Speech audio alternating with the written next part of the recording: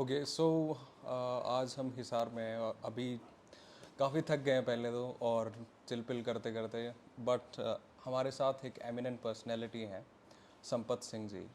और संपत सिंह जी एक ज़माने में बहुत पावरफुल आदमी हुआ करते थे हरियाणा के। सर, ज़िंदगी में हर किसी को गलती करने का अनुभव भी रहता है और हक भी है। आपने एक क्या आप मानते हैं कि आपने एक बड़ी गलती करी 2009 में आईएनएलडी छोड़ के? उसके बाद politics down hill shrunk shrunk shrunk और श्रंक। ऐसा देखिए, 2009 में मैंने गलती नहीं की थी। जिस पार्टी को चौधरी देवलाल जी के नेतृत्व में हम लोगों ने खून से सिंचा था, हज़ारों लोगों की उसमें यात्राएं शामिल थी, विभिन्न समाज के लोग थे उसमें और विभिन्न हरियाणा के हिस्सों से लोग थे। हज़ारों हज़ारों लाखों लाखों लोग जुड़े हुए थे चौधरी देवलाल जी ने, और उनकी वजह से जो है लोकदल पार्टी देश में मशहूर हो गई थी। वो देश के उप प्रधानमंत्री भी हुए और चौटाला साहब भी चीफ मिनिस्टर बने। उसके बाद जहाँ तक 2009 की बात आती है, 2009 में मैं लोकदल की तरफ से पार्लियामेंट का चुनाव लड़ रहा था और लोकदल से ही लड़ रहा था। उस टाइम चुनाव बहुत बढ़िया चल रहा था, चरम सीमा पर था और सामने चैलेंज बहुत बड़ा था। चौधरी भजनलाल जी जो अपने एरिया में, खास करके हिसार पार्लियामेंट एरिया के अंदर, कभी वो हारे नहीं थे। अच्छा। और ना ही आदमपुर हल्के में कभी हारे और ना ही हिसार के पार्लियामेंट में चौधरी भजनलाल खुद, मैं कुलदीप का जिक्र नहीं, चौधरी भजनलाल जी लड़ रहे थे।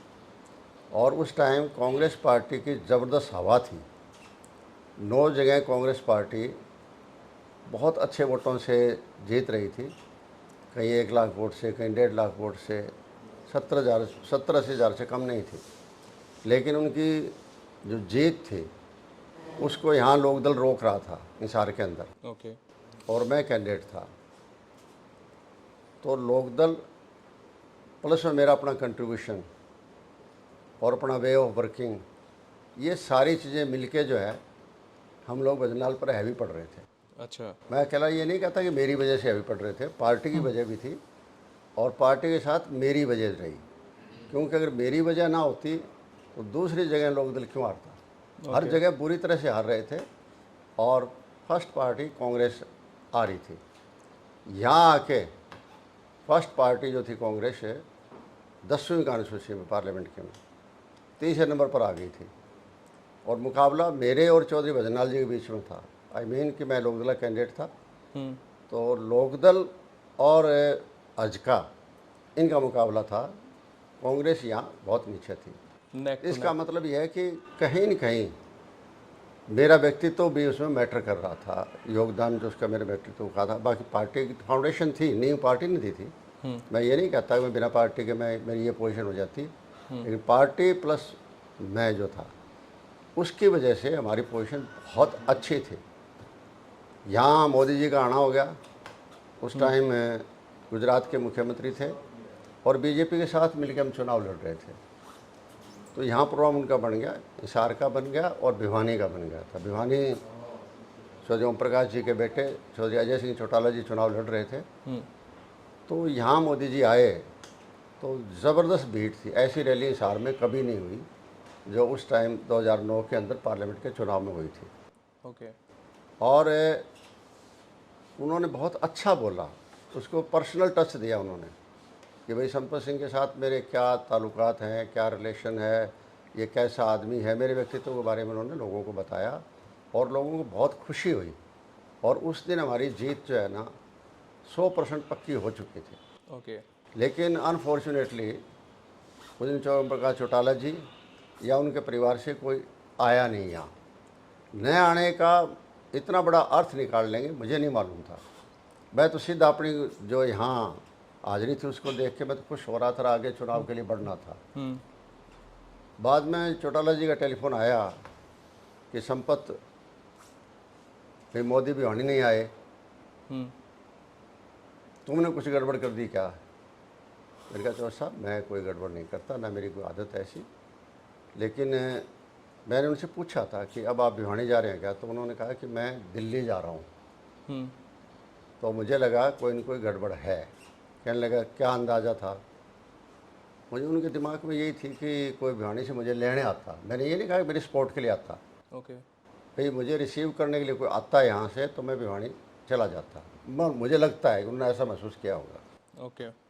तो उसमें कोई चौटाला जी के कोई जो रिप्लाई था वो कोई इतना बढ़िया नहीं था। उन्होंने कहा कि भाई इसकी इतनी हैसियत होगी क्या है। वो तो वक्त करता है, हैसियत किसकी पता नहीं कब बढ़ जाए। उस टाइम थी क्योंकि मोदी का नाम का सिक्का चल रहा था, बाद में अब भी चल रहा है, काफ़ी सालों से चलता आ रहा है। तो चाहे हम उनके खिलाफ हैं लेकिन हकीकत तो थी। हाँ, वो तो पावरफुल आदमी तो है ही।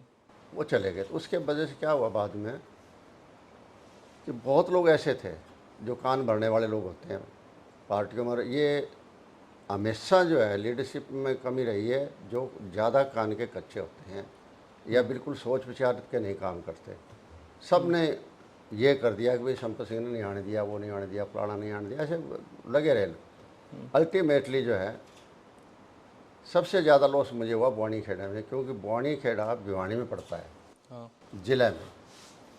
हल्का पड़ता था यहाँ हिसार ज़िले में।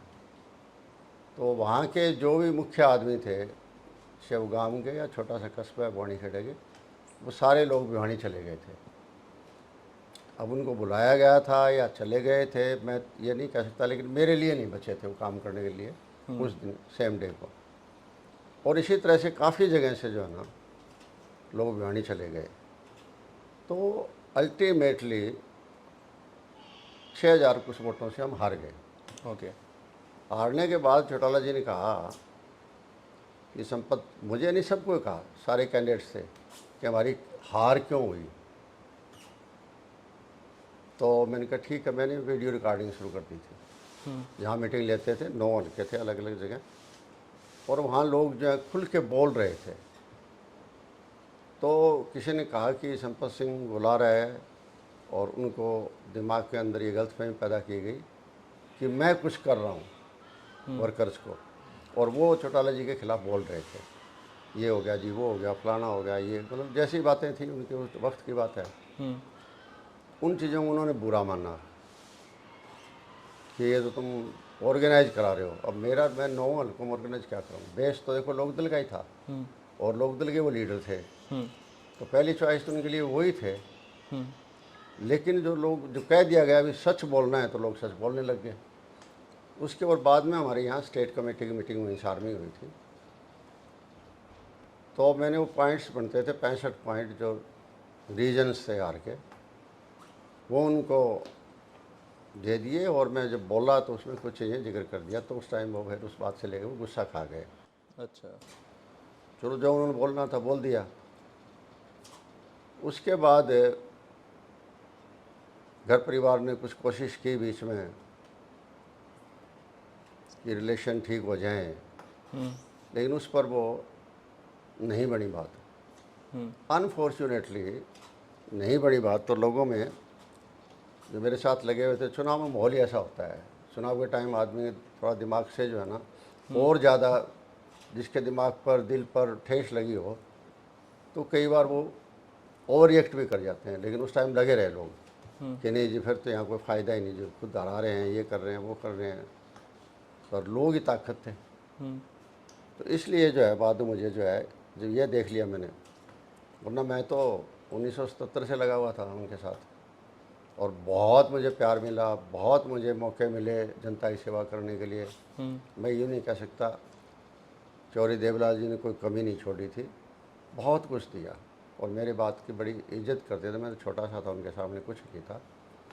लेकिन बाद का माहौल धीरे धीरे से बनता गया कि कहीं न कहीं उनको ये लगने लग गया कि संपत कल के लिए तुम्हारे लिए कोई चैलेंज ना बन जाए। अच्छा, ऐसा था। जबकि मैंने कभी सोचा ही नहीं था ज़िंदगी में, जो पहला पद है स्टेट के अंदर उसके बारे में मैंने कभी नहीं सोचा, चीफ मिनिस्टर के बारे में।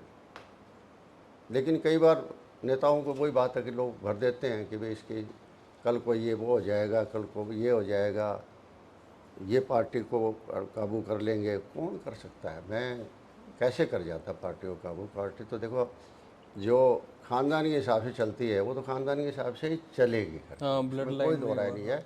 और ये मुझे पहले दिन से पता था, इसलिए मैंने कभी भी इस तरह की इच्छा जाहिर कभी नहीं की। जो काम दे दिया उस काम को काम से काम मतलब होता रखता था। लेकिन खैर उसके बाद वो बात नहीं बनी तो अल्टीमेटली मुझे मजबूर होकर जिस पार्टी में मैं 32 साल तक रहा था और बिल्कुल जी जान से बाजी लगा के रहा था, और जितनी पार्टी चाहती थी उससे फालतू मेहनत करता था, और बदले मुझे मिलता भी था। ऐसी कोई बात नहीं है कि मैं वहाँ मुझे कोई दिक्कत रही तो।